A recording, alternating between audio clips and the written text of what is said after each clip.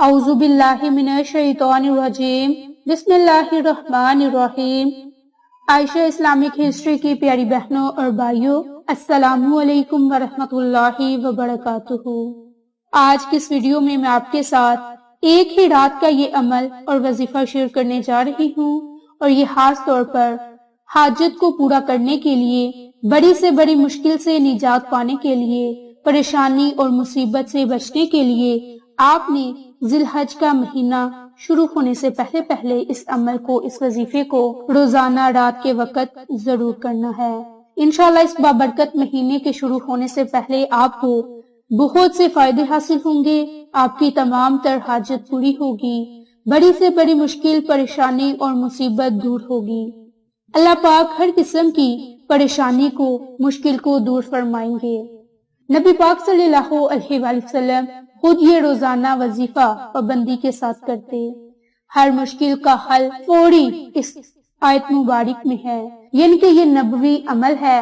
آپ کو کسی بھی قسم کی پریشانی ہو، دنیاوی یا دینی ہو، جسمانی یا کاروباری پریشانی ہو، آپ کی اولاد کے رشتے نہ ہونے کی پریشانی ہو، ملازمت یا کاروبار میں نقصان ہو رہا ہو، ملازمت نہ مل رہی ہو، امتحانات میں کسی مشکل کا سامنا ہو، کسی بھی قسم کی پریشانی ہو جس میں آپ مبتلا ہو، جس کی وجہ سے آپ پریشان ہو، آپ اس مختصر اور آسان عمل کو اپنی زندگی کا معمول بنا لیں۔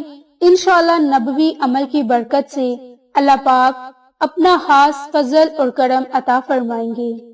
بلکہ آپ صرف ایک تسبیح اگر روزانہ پڑھنے کا معمول بنا لیتے ہیں تو آپ کے پاس دنیا ذلیل ہو کر آئے گی۔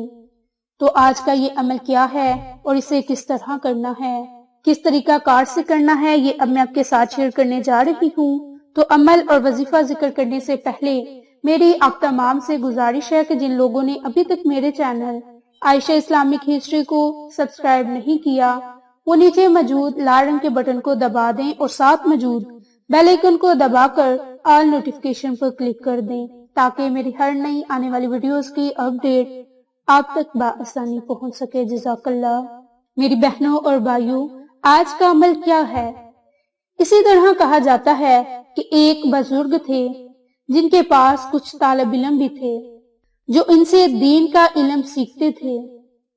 چنانچہ دن کے مختلف اوقات میں عوام الناس اس نفع وجود سے مستفید ہونے کے لیے آتے تھے، اپنی حاجات کے لیے دعائیں کرواتے تھے۔ ایک دن اپنے طلبات کے ساتھ مستند پر بیٹھے تھے کہ ایک شخص آیا اور اس نے درخواست کی کہ اے حضور، میں بہت گناہگار ہوں، میں نے ساری زندگی گناہ کیے، میرے لیے بھی دعا کریں کہ اللہ پاک میرے گناہ معاف کر دے۔ چنانچہ اس بزرگ نے اسے نصیحت کی کہ یہ ایک تسبیح روزانہ پڑھ لیا کرو۔ وہ شخص چلا گیا۔ اس کے بعد ایک اور شخص آپ کے پاس شکایت لے کر آیا کہ ایک لمبے عرصے سے ہمارے ہاں بارشیں نہیں ہو رہی، جس سے ہماری فصلیں تباہ ہو رہی ہیں۔ آپ دعا کر دیں کہ اللہ پاک ہم پر اپنی رحمت فرما دے اور ہماری فصلیں تباہ ہونے سے بچ جائیں اور ہماری خوراک کا بندوبست ہو جائے۔ آپ نے اس شخص کو اسی وظیفے کی تلقین کی۔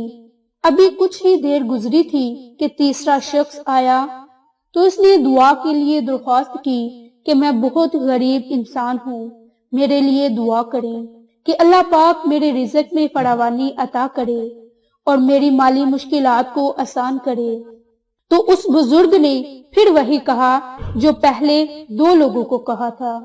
یہ سب ماجرا بزرگ کے طلبہ بھی دیکھ رہے تھے اور حیران تھے کہ اتنے سوالی آئے اور انہوں نے اپنی مشکلات کا ذکر کیا، لیکن ہر بار بزرگ نے ایک ہی جواب دیا کہ کثرت کے ساتھ استغفار پڑھو تو اللہ تمہاری مشکلات حل کر دے گا۔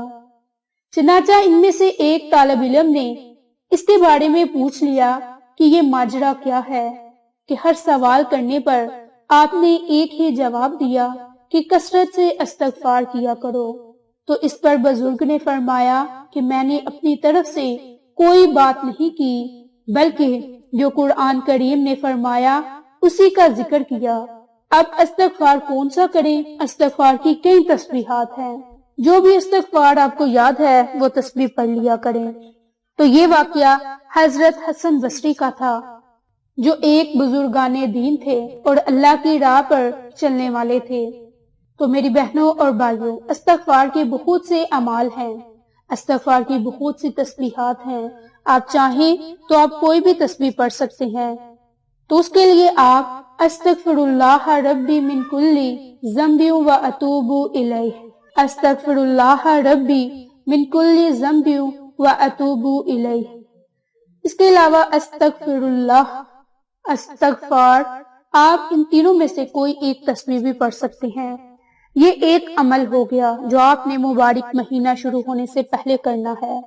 دوسرا عمل، ہر حاجت کو پورا کرنے کے لیے رات کو سونے سے پہلے یہ تسبیح ضرور پڑھ لیں۔ انشاءاللہ اس کی برکت سے آپ کی مشکلات ختم ہوں گی، پریشانیوں کا خاتمہ ہوگا، اور وہ تسبیح خاص طور پر حسبنا اللہ و نعم الوکیل، حسبنا اللہ و نعم الوکیل، رات کو سونے سے پہلے باوضو حالت میں جب آپ اپنے بستر پر لیٹ جائیں تو 3 مرتبہ درود پاک پڑھ کر حسبنا اللہ و نعم الوکیل کو کثرت کے ساتھ پڑھتے جائیں، اور جب آپ یہ عمل، یہ وظیفہ کریں گے تو آپ کو دلی سکون، دلی اطمینان حاصل ہوگا اور آپ سو جائیں گے۔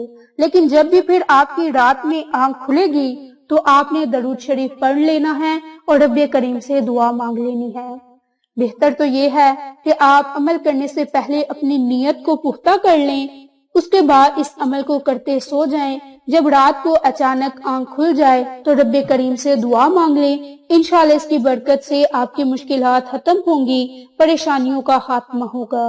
تو یہ تھے وہ 2 اعمال، 2 وظائف جو آپ نے مبارک مہینہ شروع ہونے سے پہلے، رات کو سونے سے پہلے کثرت کے ساتھ پڑھ لینے ہیں۔ انشاءاللہ اس کی برکت سے آپ کو بہت فائدے ہوں گے، کیونکہ یہ قرآنی کلمات ہیں، قرآنی وظائف ہیں جن کی بہت زیادہ فضیلت ہے، برکات ہے۔ تو میری بہنوں اور بھائیوں، آپ ان 2 اعمال کو اپنی زندگی کا معمول بنا لیں، اس سے آپ کی ہر حاجت پوری ہو جائے گی، مشکلات کا خاتمہ ہوگا۔